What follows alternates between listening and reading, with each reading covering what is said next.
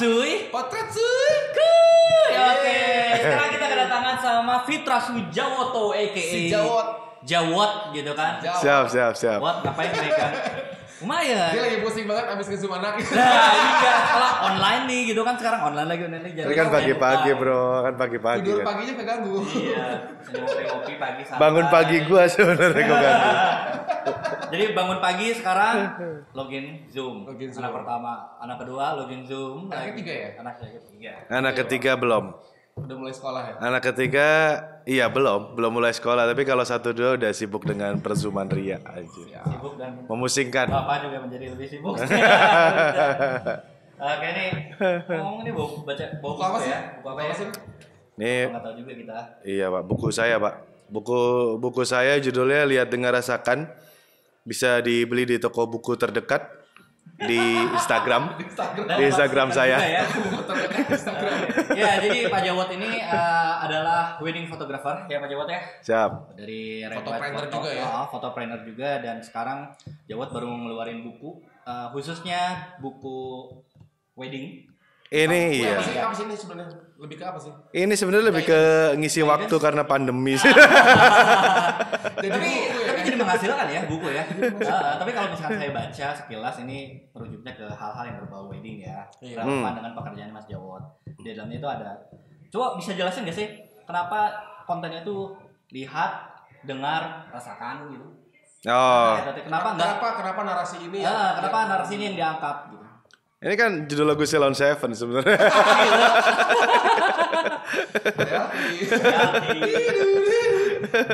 Kenapa tidak dikecap gitu? Ya? Gimana? Jadi si buku ini tuh apa ya? Udah kerancang tuh dari 2 tahun lalu lah sebenarnya. 2 tahun lalu. Mencoba menuliskan pembicaraan kan sebenarnya. Isi buku ini tuh menuliskan pembicaraan karena banyak hal di fotografi pernikahan menurut gua gitu yang juga nggak hanya menarik buat difoto tapi lebih asik buat dituliskan. Kayak hal-hal yang sifatnya lebih apa ya? Hal-hal yang sifatnya lebih mendalam gitu, terus lebih banyak bercerita kiri kanannya. Kayak di sini kan misalnya ada gue cerita papan bunga, terus gue juga cerita tentang ring light dari makeup artist gitu. Fenomenal sekali ya. Iya. Terus bicara juga tentang banyaknya orang yang nanyain ini alatnya apa sih? Iya. Apakah penting pakai alat seperti ini? Itu juga jadi alasan sebenarnya. Alat tuh gue simpen di bagian depan banget kan. Jadi gue pengen apa ya? Udah deh, kalau maksudnya buku ini nggak akan bahas alat, tapi ya udah ini alat gue gitu. Jadi selama lo membaca, lo nggak perlu terdistraksi untuk mikirin alat nih orang apa gitu ya. Ya udah ada di depan. Berikutnya ke belakangnya lo nikmatin aja. Nah makanya judulnya ini ketemu belakangan. Oke, jadi nulis dulu. Gitu. Nulis dulu gitu. Dan tulisannya sebenarnya udah kekumpul dari awal tahun lalu ya. Idenya udah ada 2 tahun lalu. Terus mulai 2019 gue udah mulai menuliskan apa yang menarik gitu ya di sekitaran gue gitu. Karena dulunya sebenarnya sebelum memotret gue lebih banyak menuliskan hal-hal kecil kayak gini. Kalau masih zaman kuliah mah nulisin ya blog gitu, nulis Dokmart lah, nulis kereta api kayak gitu-gitulah gitu. Terus mulai agak serius pas kuliah yang ngurusin apa nulis yang sifatnya ilmiah gitu. Nah, begitu masuk ke sini format awalnya si buku tuh sebenarnya gue nggak pengen terlalu how to. Tapi juga nggak mau terlalu yang berat, nggak ketulungan gitu loh. Jadi gue pengen jembatannya aja deh biar nggak terlalu filsafat, tapi juga nggak terlalu tips-tips sukses singkat apalah gitu. Gue pengennya di tengah-tengah. Nah, karena kemudian kemarin bulan puasa tuh gue udah bilang ke istri gue, lu ingetin gue ya, pokoknya buku ini harus beres di bulan di hari raya. Sampai minggu pertama tuh belum kepikiran gue mau ngelanjutinnya bagian mana gitu. Wah udah deh, akhirnya kumpulan tulisan kemarin aja dijadiin satu, tapi kemudian ditambah beberapa tulisan baru yang memang dibikinnya pas pandemi aja, pas bulan puasa gitu. Begitu beres, lihat dengar rasakan ini, jadinya sebenarnya cukup tebal. Akhirnya kita pisahin jadi 2 jilid. Nah formatnya sebenarnya buat cerita ke teman-teman ini kan formatnya warnanya coklat ya. Nanti jilid kedua tuh warnanya hijau.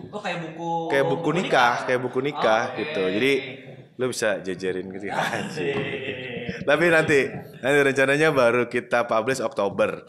Nah, Semuanya isinya sama, lihat, dengar, rasakan, isinya sama tuh dalam arti sudut pandang. Jadi kumpulan kolase tentang pernikahan yang mungkin menurut mata gue nggak bisa difoto, dituliskan.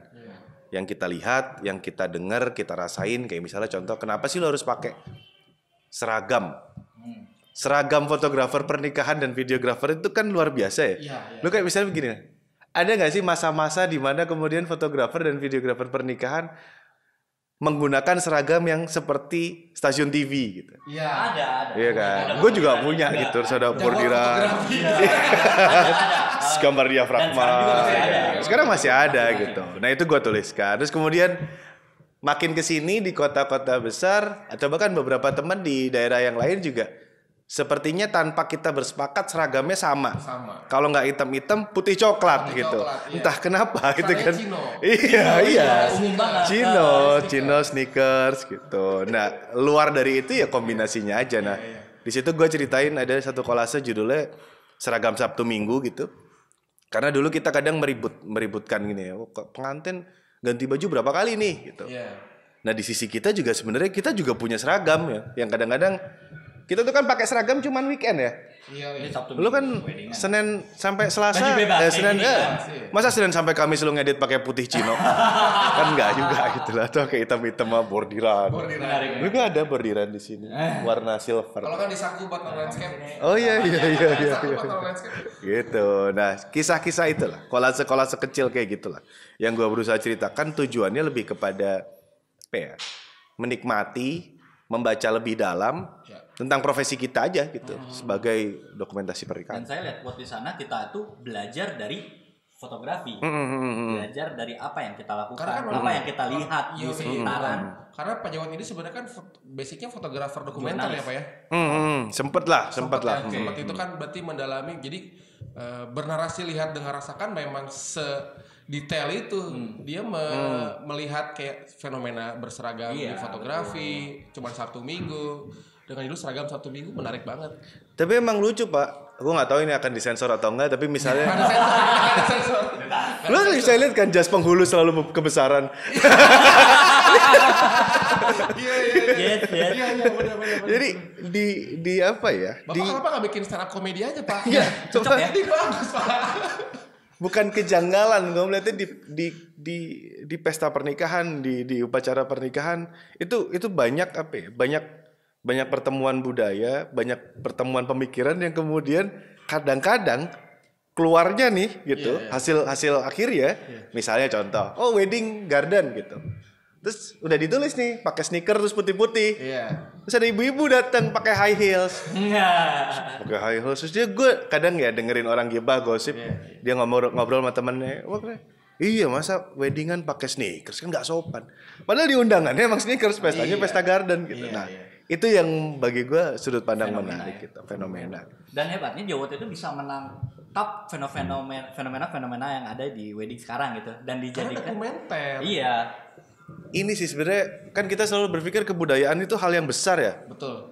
Hal yang besar. Padahal sebenarnya kebudayaan itu ya hal sekitar kita aja lo kayak kenapa sih kemudian ibu-ibu pakai high heels ke wedding garden itu jelas merepotkan lo gitu. Tapi bagi dia seragam untuk datang ke weddingan mungkin ya itu set kebaya dan sepatu high heels. Gitu. Ketika kemudian ditabrakin sama style zaman sekarang, garden pakai sneakers nggak sopan, nggak connect gitu buat mereka gitu. Atau mungkin kita akan menemukan ibu-ibu majelis yang menggunakan sepatu Onitsuka. Itu banyak. Sejak saat itu gue berpikir tidak menggunakan Onitsuka lagi. Takut dikira ibu-ibu. Dan setiap apa yang dilihat dan dirasakan oleh Jawat itu bisa menjadi konten ya. Sebenarnya cara ngelatih Jawat sendiri untuk punya intuisi melihat hal-hal kecil itu menjadi sebuah cerita yang besar, itu dasarnya apa ya? Gue tuh percaya gini ya, maksudnya dengan judul lihat dengar rasakan tuh kan sebenarnya fotografi itu kan hanya mediumnya. Jadi Fusui sempat cerita, lu nulis juga ya, gue ya nulis ya baca ya nyanyi kadang-kadang kalau diajakin istri karaoke gitu, tapi bukan lagu gue sendiri gitu. Kayak gitu-gitu lah. Doa restu nyanyi. Tapi pada prinsipnya kalau ditanya, oh gimana cara melihatnya atau mendengarnya atau merasakannya, terus outputnya jadi sesuatu gitu, mau tulisan, mau bisnis, mau apa. Nah karena ini hanya medium, ya gue membayangkan medium apa ya yang paling tepat untuk gue pakai menceritakan itu. Kebetulan dalam konteks-konteks ini ya gue merasa tulisan gitu. Terus gue dalam konteks lain foto, misalnya contoh gini deh, di sini ada tulisan tentang papan bunga gitu ya. Mungkin lu bisa ngerasa atau ngeh gitu ya, di beberapa acara pernikahan yang papan bunganya banyak, semakin dekat dia dengan gerbang utama, itu tuh papan bunganya status sosialnya makin tinggi. Iya, betul. Gitu. Rasain. Tapi nggak otomatis yang paling ujung status sosialnya makin rendah. Tapi seenggaknya yang dekat gerbang itu statusnya tinggi gitu. Iya. Jadi kalau ada presiden, lu nggak perlu papan presiden dari papan bunga gitu, ngasih papan bunga gitu. Lo mungkin nggak perlu nyari sampai ujung. Udah ada di atas paling depan. Nah, di situ gue ceritakan kenapa itu menjadi menarik gitu. Apa sih yang kemudian ingin disampaikan oleh si penyelenggara atau mungkin si keluarga atau kita juga yang harus memotretnya gitu. Kenapa status sosial di Indonesia via papan bunga tuh deket banget sama gerbang utama. Benar. Tapi gue pernah nemu sih yang Milanisti gitu ya. Forza Milan. Nah gitu. Ini apa sih kalau Milan tuh ya. Terus ada yang ya papan bunga pun fungsinya dulu untuk status apa ya, untuk menyampaikan sesuatu yang sifatnya formal. Sekarang kan makin luar biasa ya. Iya, makin unik kan. Jadi medium fun juga buat banyak orang gitu. Selamat enak-enak atau iya benar. Copywritingnya juga dari aku yang pernah kamu enak-enakin. Kayak gitu. Dan yang panjang banget. Macam-macam lah sekarang. Kayak gitu. Jagain jodoh orang. Iya sih, memang sih ya. Jadi fenomena ya. Dan kalau motret wedding pasti pernah ngalamin udah motret papan bunga. Kita motret malam nih. Maksudnya paling pernah ngalamin gitu ketika kita udah foto. Ini buat yang acara siang. Iya, kok belum diangkut. Iya benar. Iya. Jadi fenomena ya. Kegiatan-kegiatan atau aktivitas memang yang tadinya punya juklak sekarang berubah. Ya, nah itu kan bagian dari budaya juga. Kebudayaan hal kecil. Nah, waktu ngobrol di Ciapit, ketika gue ceritakan ini dengan santai gitu ya ke teman-teman di Ciapit, salah satunya Kang Tata dan Wahawe Setiawan, dia bilang tulisin aja. Kenapa nggak lo tulisin gitu? Kalau memang kemudian memotretnya sulit, gitu. Tuliskan aja agar pokok pikirannya tersampaikan gitu. Nah, kenapa? Karena menulis tuh kayak merapikan pikiran kan sebenarnya. Benar. Lu kayak ngerapiin pikiran lu runut atau enggak ketika lo nulis kan kebaca gitu. Kita baca ulang, gue ngomong apa sih nih? Gitu. Baru dicoret ulang apa? Jadi biar lebih terstruktur.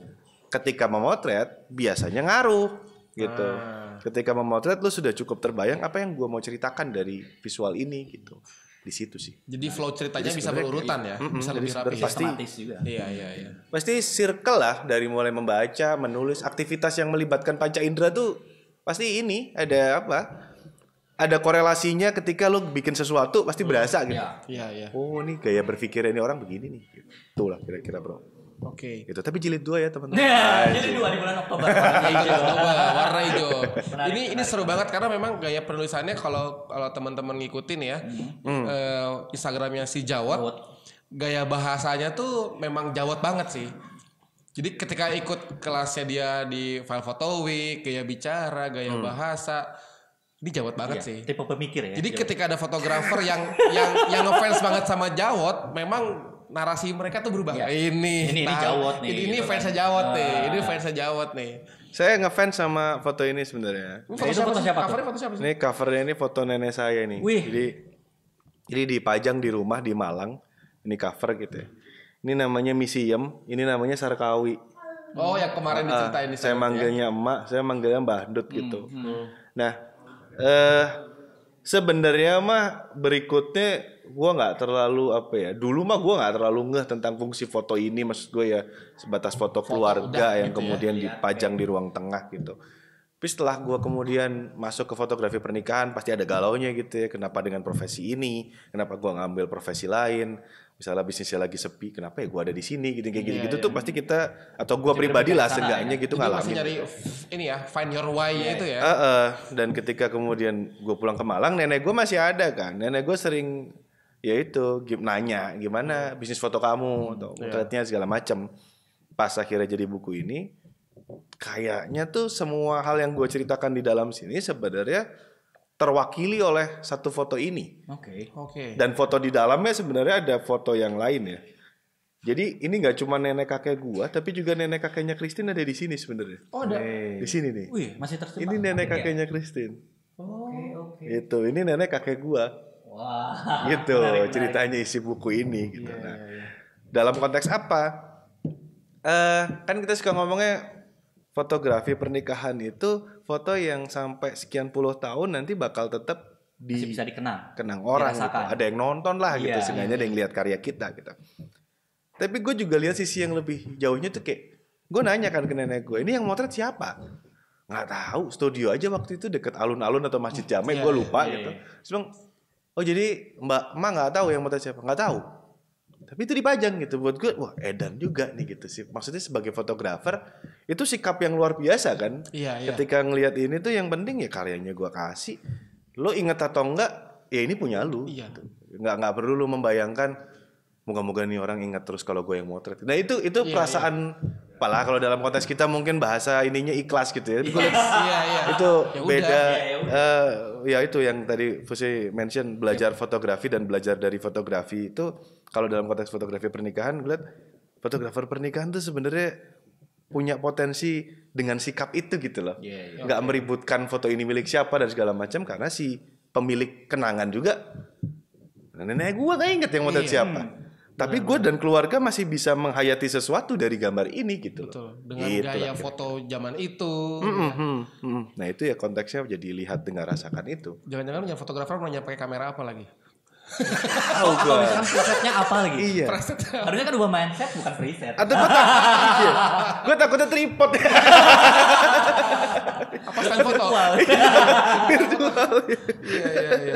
Atau gue pakai apa Back to the Future gitu. Gue mau tampilin nenek gue gitu. Karena ini konsepnya kan lagi kekinian. Ini konsep-konsep kayak gini gitu ya. Ya mungkin kita dari masa depan kembali ke masa lalu nawarin konsep-konsep gini kan. Iya. Tapi kalau misalnya saya lihat di sini berarti fungsi fotografi itu nggak cuman untuk ngasilin gambar yang bagus, yang estetik, tapi di dalam sana juga ada perasaan terlibat ya kan? Iya. Jadi berbicara tuh sebenarnya dari fotografer sendiri kalau dari Red White ya sebagai pernah di dokumenter sebenarnya biar foto itu jadi punya cerita sebenarnya jadi punya mandatory angle nggak sih? Mandatory shot lah. Mandatory shotnya sih pasti sesuai dengan yang dibutuhkan di fotografi pernikahan ya. Kalau mandatory shotnya. Tapi ketika kemudian yang tadi misalnya melibatkan perasaan gitu. Melibatkan perasaan itu kan nggak bisa diukur ya. Maksudnya kapan lo harus melibatkan, kapan enggak. Gitu. Kita nggak tahu gitu. Yang penting ketika kemudian ada di dalam satu event, di dalam satu peristiwa, ya lu frekuensinya sama gitu. Frekuensinya sama dengan peristiwa itu gitu. Di sini gue ceritakan misalnya kalau nangis ya ikut nangis tapi ya nggak perlu yang sesenggukan gitu apalagi sekarang kan pakai face shield. Ucak sih. Face shield. Iya, tapi itu maksudnya konteksnya belajar foto dan belajar dari fotografi pernikahan. Gue mikirnya ketika kita memotret seorang misalnya pengantin perempuan sungkem ke ayahnya gitu yang melepaskan atau ibunya yang melepaskan gitu atau laki-laki yang lagi sungkem kita foto ketika kita pulang mungkin kita nggak hanya berpikir mungkin nggak semua foto kita bisa merasakan itu betul. Tapi di beberapa karya mungkin ada beberapa yang nempel karena nih foto nih bikin gue inget sama nyokap gue atau bapak gue gitu. Benar. Gitu. Biasanya kerasa banget karena gue ada satu tim video Ukis tuh biasanya lebih ngerasa karena di video kan. Pas ngedit dia on point kan ada suara juga gitu. Benar. Nah, dalam konteks itu yang lebih menarik kalau dibandingin sama teman-teman yang misalnya motret bencana alam, gue mikirnya gitu. Kalau orang motret bencana alam, pulang dia bisa merasakan solidaritas situasi bencana. Kenapa enggak kemudian kita motret pernikahan juga bawa pulang suatu feeling yang baru gitu. Betul. Sama kayak lo motret band, tahu referennya di mana dan lo joget-joget jadi stage photographer gitu. Benar. Nah, apa yang kemudian kita bisa rasain kalau di pernikahan? Nah, kira-kira itu yang gue coba ceritakan gitu. Ada kok, lu tuh nggak cuman dikasih job untuk motret A, tapi lu sebenarnya bisa ngerasain sesuatu dari job lu itu. Gitu. Iya benar. Gitu. Jadi memotret dengan hati ya. Memotret dengan mata sih. Tangan sih. Memotret lebih dekat. Lo gak bisa berandai-andai kalau dia gak bisa. Di sini dengan liver. Ada live view. Ada live view. Tapi gue sepakat ya hari ini memotret dengan hati ya karena di sini ya. Live view. Tapi Jawad sering ngerasa nggak kalau misalnya ketika motret juga ya misalnya kayak tadi ada yang lepas perasaannya juga terenyuh bangkit lagi kayak gue dulu kayak gini gitu. Iya. Atau misalnya lagi ngedit, anjir ini gue jadi inget kakek, inget nenek gitu kan, walaupun Jawad nikah udah beberapa tahun nih, tapi terngiang-ngiang lagi gitu. Ada di satu koleksi kita yang waktu itu pakai lagunya Kunto Aji yang di Pilu Membiru. Itu video semua juga epic sih. Hah? Ya, videografernya oke. Terus fotonya videonya gabungan antara kerjaan oke, Diki, Fandi digabungin, lalu kemudian fotonya ya semua tim Red White ada Abu, gua, Randy gabungin gitu. Nah, kemudian kita create sesuatu karena pas kita dengerin lagu itu tuh ini tentang perasaan gitu, perasaan yang tidak terungkapkan gitu. Betul. Nah, pas kemudian digabungin, feeling yang tadi ditanyakan tuh muncul sih. Maksud gue, gue kena nih gitu. Karena gue nggak tahu akan gimana ukis nyusunnya. Yang gue tahu cuman kita punya konten ini, yuk kita create ini jadi sambungin sama ngerespon lagu dari Kunto Aji. Karena kalau nggak salah dia ada yang kita kan bikinnya a wedding experience ya. Dia bikinnya kalau nggak salah aku lupa live experience atau apa. Nah, berat digabungin jadi wedding experience yang kita create itu terus. Wah kena nih gue gitu. Kena dalam ya? Kena lihat Jawa Ciramba.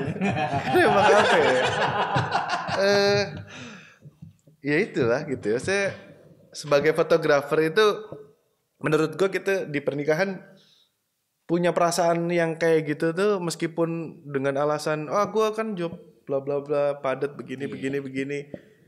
Eksklusivitas feeling bagi gue nggak perlu ditubruk-tubrukin sama rutinitas sih. Iya kan, maksudnya lu kan biarkan berjalan begitu saja. Iya, berjalan begitu aja gitu. Maksudnya lu kalau misalnya lagi motret konser jazz lu akan duduk tenang ngikutin beat jazz, besoknya lu motret konser dangdut ya lu goyang. Dan nggak perlu kemudian rutinitas gue kecapean kemarin nonton jazz. Ya apapun itu kan fisik lu bukan emosi lu gitu. Betul.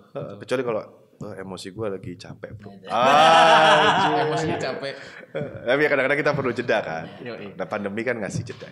Cap doa restu. Kenapa bernarasi cap doa restu?